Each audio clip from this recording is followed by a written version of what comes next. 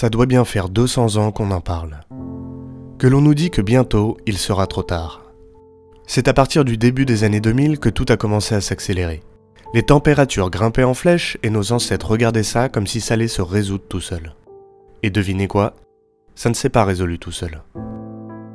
Tant que ce n'était pas concret, il n'y avait pas d'urgence.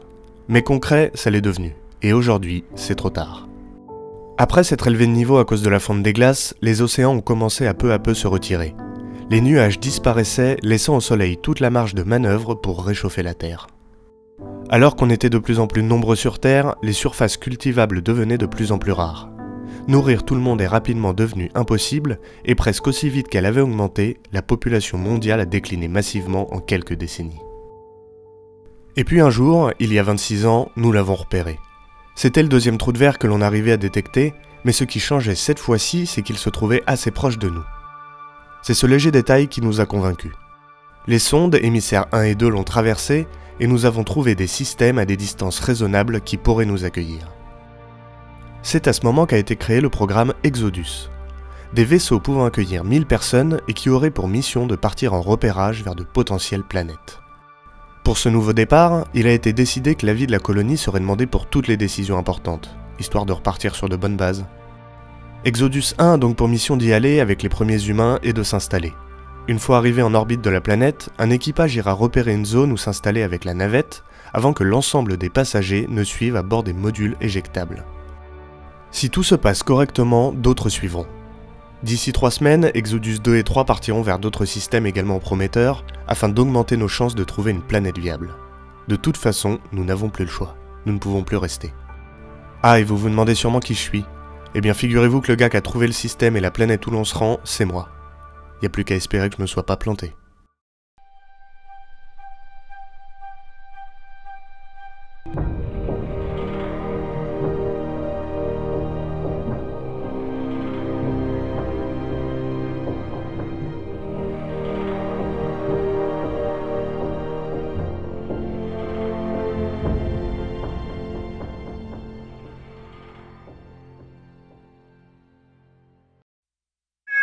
Bienvenue à bord de l'Exodus.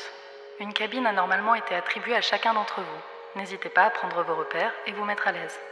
Si la rotation du cyclo vous rend malade, vous avez la possibilité d'occulter la vue et d'afficher un paysage de votre choix. Nous vous rappelons également d'être extrêmement vigilants dans les zones en gravité zéro. Nous sommes fin prêts pour le départ. Vous avez la possibilité de nous rejoindre sur la baie principale d'observation afin d'observer la Terre une dernière fois. Au nom de tout l'équipage, nous vous souhaitons un agréable voyage. Nous y voilà. Quel que soit le résultat de ce voyage, c'est la dernière fois que nous voyons la Terre. Et je dois avouer que même si la vie en bas était devenue très difficile, je crois qu'elle va me manquer. Nous avons 2 semaines de voyage jusqu'au trou de verre. Il est situé au niveau de l'héliopause, à près de 18 milliards de kilomètres, là où le vent solaire n'arrive plus à repousser le vent interstellaire. Est-ce une coïncidence qu'il soit apparu ici? Je ne sais pas, mais peu importe. Une fois traversés, les propulseurs thermonucléaires pulsés nous permettront d'atteindre 10% de la vitesse de la lumière et de parcourir le reste de la distance jusqu'à la planète en 1 mois. Autrement dit, si tout se passe bien, dans 1 mois et demi, nous serons chez nous. Exodus à la Terre. Ça y est, nous y sommes. La vache, ce qu'il est impressionnant. Bien reçu, Exodus. Les applaudissements que vous entendez sont pour vous. Bon courage à tout l'équipage, on se reparle de l'autre côté. À tout le personnel, nous allons franchir le trou de verre. Merci de rejoindre les zones de sécurité qui vous ont été attribuées et d'y rester jusqu'à la fin de la traversée. Je répète, nous allons franchir le trou de verre. Vous êtes priés de rejoindre les zones de sécurité.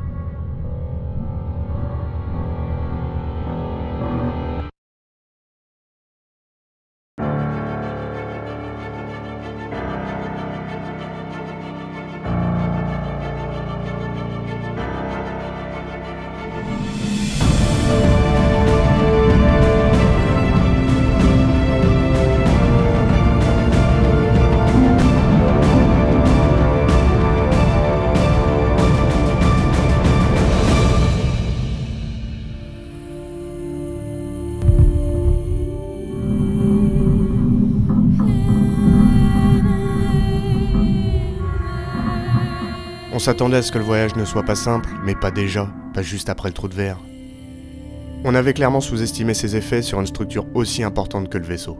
Les vibrations ont eu raison de certaines attaches des réservoirs qui sont venues frapper le vaisseau sur un des flancs. 13 personnes de l'équipage se trouvaient dans le couloir qui a été dépressurisé. Nous avons également perdu une partie des réserves de carburant, mais surtout, nous avons perdu toute communication avec la Terre.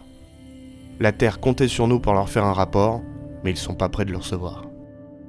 D'ici là, les autres Exodus auront franchi le trou de verre, et ils ne savent pas à quoi s'attendre. Il faut les prévenir. Ce qui est sûr, c'est qu'on peut plus faire demi-tour. Ce serait la fin de la mission.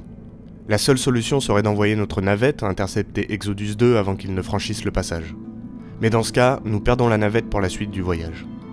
Sauf qu'elle est censée nous permettre de trouver le lieu idéal sur la planète, et ne serait pas trop pour les réparations du vaisseau. Mais en même temps, si on ne l'envoie pas, les autres Exodus auront le même problème que nous, et nous aurons probablement des morts sur la conscience. En plus de ça, si notre mission est un échec, on n'aura pas vraiment aidé à la sauvegarde de l'humanité. Ça ne pouvait pas plus mal commencer. À tous les passagers, ici votre capitaine. Suite à l'accident qui est survenu, et comme le veulent les lois de la nouvelle colonie, une décision commune doit être prise. Renvoyer la navette à travers le trou de verre afin de prévenir la Terre et les autres Exodus du danger, ou mettre toutes les chances de notre côté pour la suite du voyage. Ce choix est difficile, et c'est à nous tous de prendre cette décision.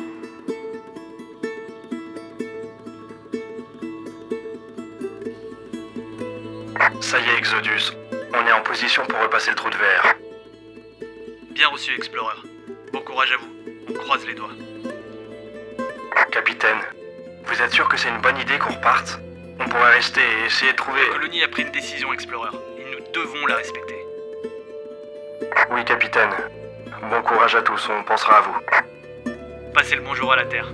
On se retrouvera, soyez-en sûrs.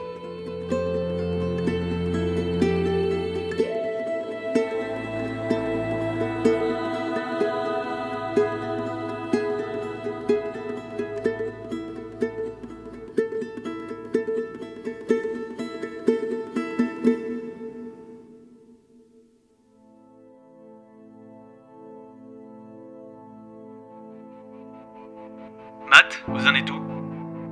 Je m'approche de la brèche, capitaine. Elle est vraiment énorme. Les réservoirs ont bien amoché la paroi. Ça aurait été 1000 fois plus rapide avec la navette. Vous allez pas vous y mettre aussi. Concentrez-vous. Faut faire avec, on n'y peut rien. Il y a des débris absolument partout. Je rentre dans le couloir.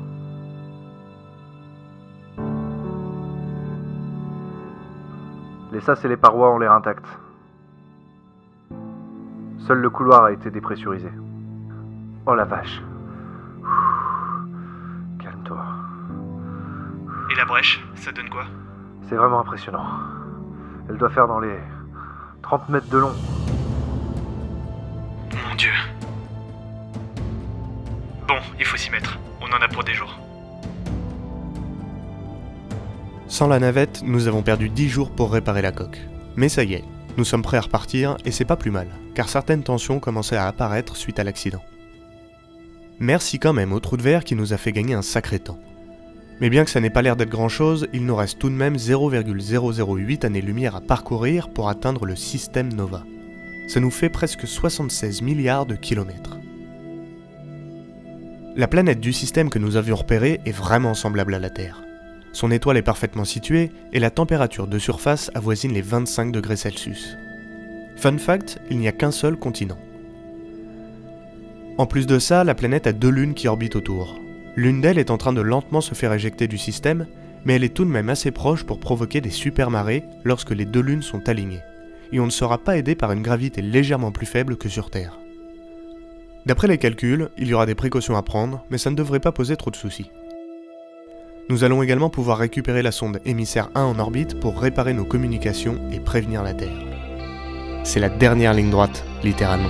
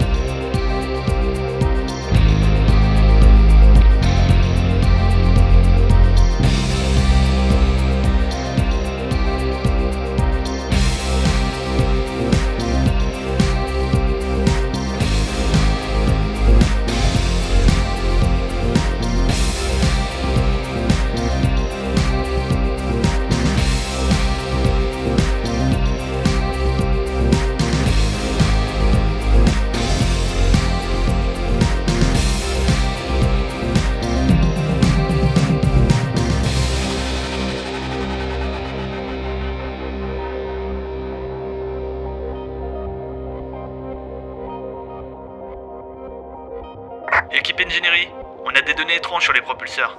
Vous pourriez checker ça? Des données étranges, capitaine? C'est-à-dire? On a une pression anormalement faible sur 3 des réservoirs. On s'en occupe. Capitaine, vous devriez venir voir. Là, on a un gros problème. Ils viennent de remarquer des fuites sur 3 des réservoirs, probablement apparues pendant la traversée du trou de verre. Faut dire qu'on a bien été secoués.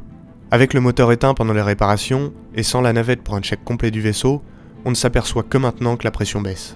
Avec les 2 autres réservoirs qui se sont détachés, les propulseurs n'ont plus assez de carburant pour marcher jusqu'au bout à pleine puissance.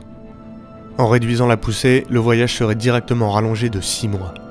Que ce soit au niveau de l'eau ou de la nourriture, il n'y aura clairement pas assez de réserve pour un équipage aussi nombreux. Et du coup, on va faire quoi? Décider de qui va vivre ou mourir? Mais avec les autres astrophysiciens, nous avons réfléchi à une autre possibilité. Et cette possibilité s'appelle Système Keller. Nous y avions repéré une planète qui pendant un temps fut envisagée. Mais elle a des conditions très rudes. 3 fois plus petite que la Terre, ses journées durent 4 jours terrestres. N'étant pas inclinée sur son axe, il y a 48 heures de nuit pendant lesquelles la température descend à moins 60 degrés Celsius, pour seulement 10 degrés pendant la journée. Vivable, mais très difficile. Ce choix serait uniquement pour survivre et signerait l'échec de notre mission. Sans communication pour prévenir la Terre, ils ne sauront jamais que nous avons été là-bas, et nous ne pourrons peut-être pas les réparer. Mais sacrifier des gens pour continuer notre mission, sans moi. À tous les passagers, pour être franc, je ne sais pas trop quoi vous dire. Je ne peux décemment pas vous proposer de sacrifier des passagers pour la poursuite de la mission. Mais en même temps, c'est celle pour laquelle nous avons été préparés. Et c'est une nouvelle fois un choix que l'on doit faire ensemble. Nous avons l'autre système comme alternative. La vie y serait très rude, mais au moins nous y arriverions ensemble. Votez en votre âme et conscience.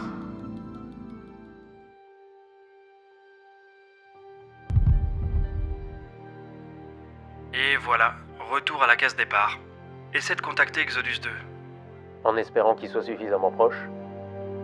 Exodus 2, ici Explorer 1. Est-ce que vous me recevez?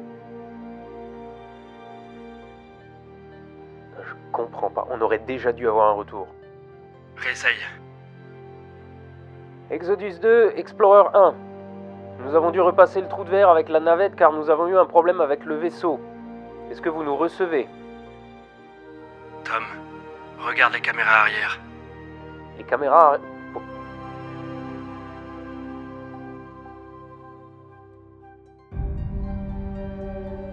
Il ressemblait à ça, à l'aller? Non.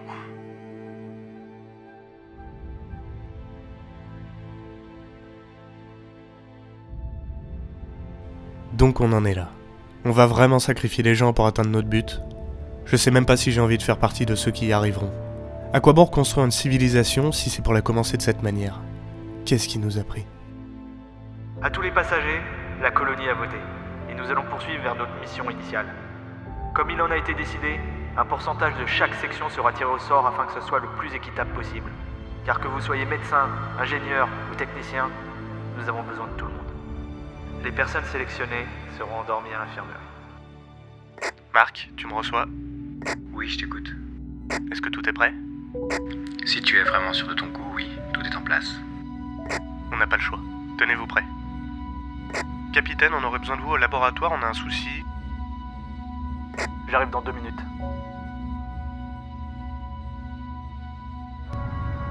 Faites-les sortir.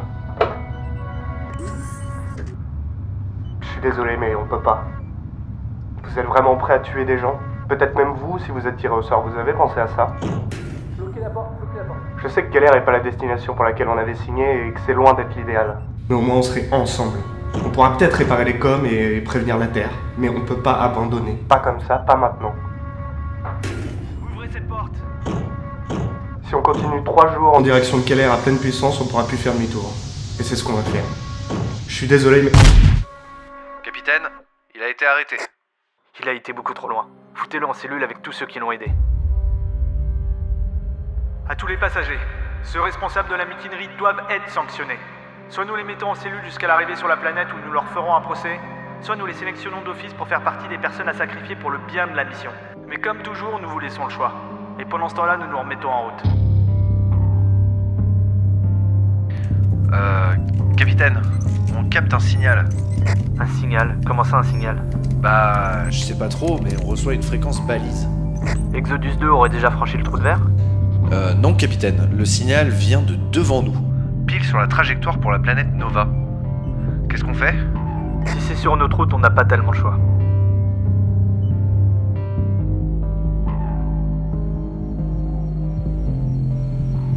C'est quoi ce délire?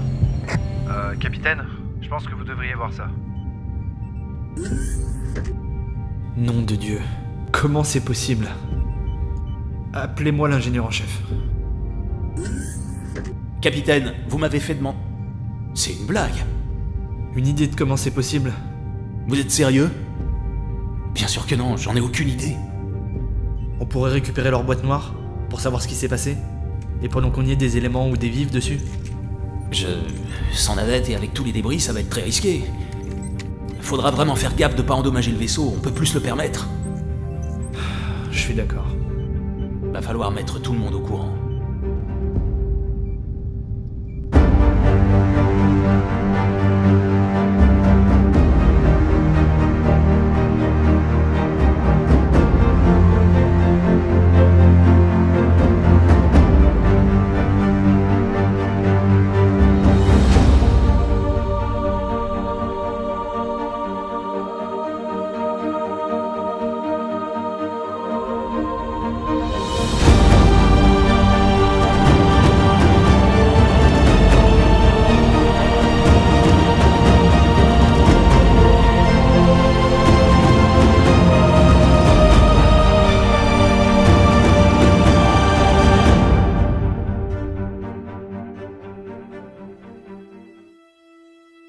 Exodus 2 à la Terre.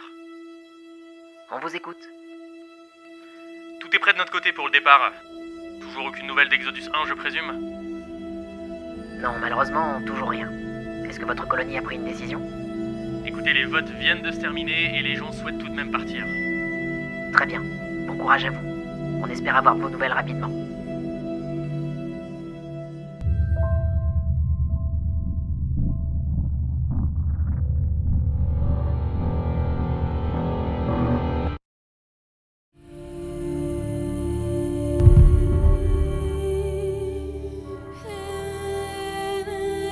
Capitaine, on reçoit un rapport à Paris. 2 réservoirs perdus pendant la traversée. Ça commence bien. Envoyez la navette inspecter le reste du vaisseau et prévenez tout de suite la Terre que nous sommes passés. Bien reçu, capitaine. La navette a terminé son inspection et le reste du vaisseau est intact. Par contre, ils ont repéré des fuites sur quelques réservoirs qu'il va falloir réparer. Et ça va nous faire perdre combien de temps cette histoire? 3 ou 4 jours selon les estimations. Bon, pendant ce temps-là, essayez de contacter Exodus 1. Lieutenant, avez-vous des nouvelles d'Exodus 1 et de la Terre? Aucune réponse de la Terre, pourtant le message est bien parti. Pour Exodus 1, c'est un peu plus compliqué. C'est-à-dire?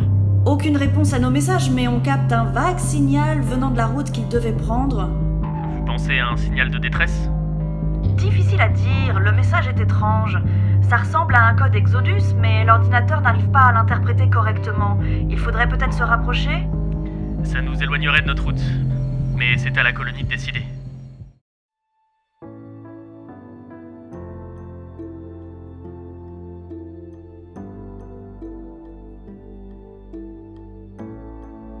Y a pas à dire, hein.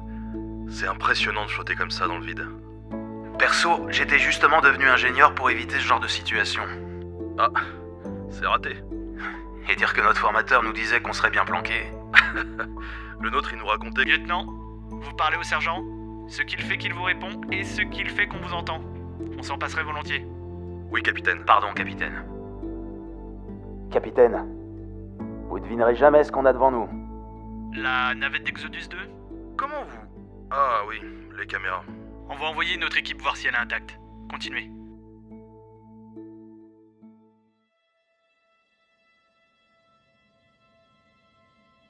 La vache.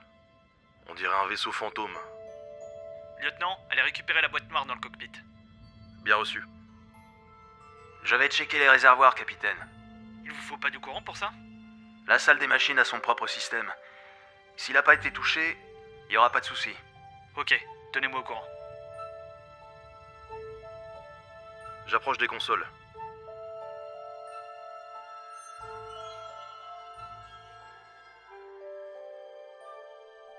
C'est bon, le système fonctionne toujours. Je vérifie les réserves. 38%. De carburant?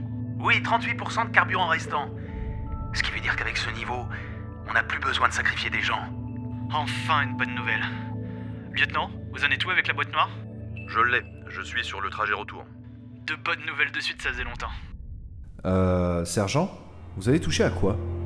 Comment ça, j'ai touché à quoi? Le vaisseau Exodus 2 vient d'émettre un signal balise. Vous pouvez le couper? Non, je peux pas, c'est pas une signature Exodus. Oh, et maintenant, nos radars détectent du mouvement. Capitaine, Attendez, je réfléchis. Sergent, combien de temps pour récupérer les réservoirs? Si la navette fonctionne, ça peut être fait en 3 heures. Visiblement, la navette est opérationnelle. Par contre, si on veut récupérer les antennes de communication d'Exodus 2, ça va nous prendre bien plus longtemps. Où en est le signal? Il sera sur nous dans moins de 3 heures. Ok, on va demander un avis d'urgence à la colonie. Capitaine, si je puis me permettre, on n'a pas vraiment le temps pour ça. Sachant qu'une 50aine de personnes risquent d'être sacrifiées si on On ne récupère pas les ressources? Si, on va leur demander. Mais il faut faire vite, ils seront bientôt sur nous. Capitaine, on a récupéré la boîte noire. Passez le dernier enregistrement. Vous venez de pénétrer dans la zone interdite de nouvelle colonie. Veuillez la quitter immédiatement. Nous n'hésiterons pas à utiliser la force. Quoi? Et Exodus 1, ici Exodus 2, nous étions à votre recherche. On vous aura prévenu. Qu'est-ce que c'est que cette merde? Capitaine, 2 signaux en approche rapide.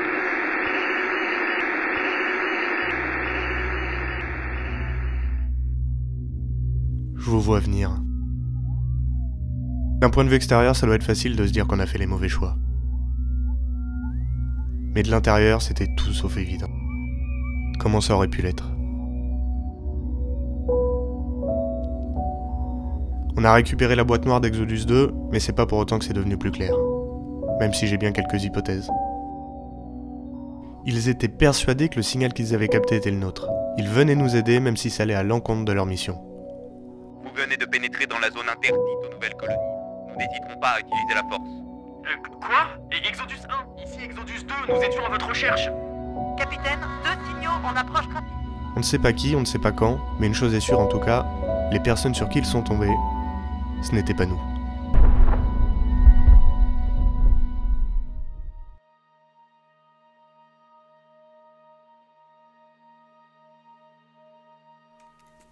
Bon, voilà le topo. Une équipe est en train de récupérer les réservoirs et les antennes de communication d'Exodus 2. Et on a 3 heures avant l'arrivée du signal sur nous. Je veux des réponses. Qu'est-ce qui se passe, bon sang? Capitaine, vous savez très bien à qui il faut demander ça. Il est toujours en cellule en attente de son procès après ce qu'il a fait. Je pense pas que le procès soit le plus urgent à l'heure actuelle, et vu la situation, il serait pas malvenu de comprendre ce qui se passe. Amenez-le. Capitaine. Que ça soit clair, votre mutinerie n'est pas pardonnée. Mais vous êtes celui qui a trouvé le système Nova, et objectivement le plus à même à comprendre ce qui se passe. Éclairez-nous. Tout ce que j'ai, ce sont des hypothèses. J'avais pas tellement prévu ça non plus. Ah bah ça valait le coup de vous faire venir. Bon, hormis le fait que visiblement il y a du monde dans le coin, et qu'ils ont pas l'air super amicaux, ce qu'on veut surtout savoir c'est comment c'est possible qu'Exodus 2, qui était encore sur Terre quand on est parti, se retrouve en ruine devant nous, comme s'il était là depuis 2000 ans. C'est forcément à cause du trou de verre. Il s'est probablement passé quelque chose pendant sa traversée. Un trou de verre déforme le tissu de l'espace-temps. Tout est modifié. Lorsqu'on l'a traversé, il se peut que notre problème avec les réservoirs nous ait ralenti, en quelque sorte, et qu'on ait passé plus de temps que prévu à l'intérieur. Et donc Exodus 2, s'ils n'ont pas eu de problème, nous aurait peut-être doublé à ce moment-là. Ils ont rattrapé leurs 2 semaines de retard sur nous en quelques secondes. Ouais. Enfin, la carcasse de leur vaisseau a l'air d'être là depuis des centaines d'années. On a passé 10 jours aux abords du trou de verre. On s'est peut-être arrêté trop proche, et on était toujours impacté par cette déformation. Enfin, ça reste une hypothèse. Attendez, si j'ai bien compris, nos problèmes dans le trou de verre nous ont ralenti. Exodus 2 nous a doublé pendant ce temps-là, et ensuite nos réparations à côté du trou de verre nous ont fait perdre encore plus de temps pendant qu'Exodus 2 lui avançait. Ouais, c'est ce que je pense. Et on parle de combien de temps de perdu? J'en sais rien du tout, mais vu la tête de l'épave, je dirais plusieurs centaines d'années au minimum. Quoi? Ça devient tordu. Non mais attendez, il est fou. Son séjour en cellule lui a pas fait que du bien. Et vous expliquez ça comment alors? Qu'il ait raison ou non, c'est la seule explication qu'on ait à l'heure actuelle. Même s'il faut bien avouer que c'est du délire. Capitaine, un 2e signal en approche. Ah, c'est pas vrai. Sur nous dans combien de temps? Je peux pas vous dire. J'ai l'impression que leur trajectoire ne les mène pas jusqu'à nous. Ils semblent quitter la planète Nova rapidement. Parce que Nova est habitée du coup? Ah, on a du bol mine de rien, hein. On a cherché de la vie pendant des années sans jamais rien trouver, et là, en 2 secondes, on reçoit 2 signaux différents. Sergent, combien de temps avant de pouvoir établir le contact? Plus ou moins 1 heure, capitaine. Bon, en attendant, activons-nous sur la récupération des ressources. Portée. À distance, capitaine. Ouvrez une fréquence. C'est à vous. Ici le capitaine du vaisseau d'exploration Exodus 1. Nous souhaiterions entrer en communication avec vous. Si vous nous comprenez, répondez-nous s'il vous plaît. Nous ne sommes pas hostiles. Je répète ici... Nous vous avons entendu.